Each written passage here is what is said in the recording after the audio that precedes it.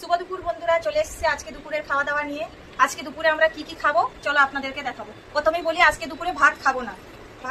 আজকে কেন?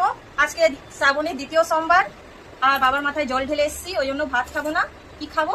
এই যে লুচি বানিয়েছি, সাথে ছোলার ডাল, কুমড়োর তরকারি।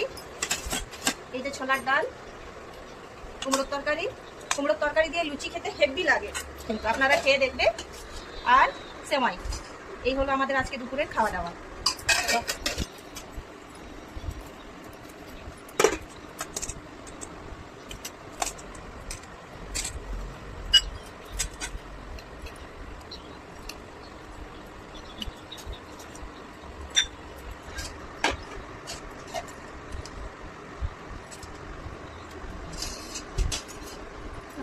চলো খাওয়া শুরু করো, খেয়ে বলো বন্ধুদেরকে কেমন হয়েছে।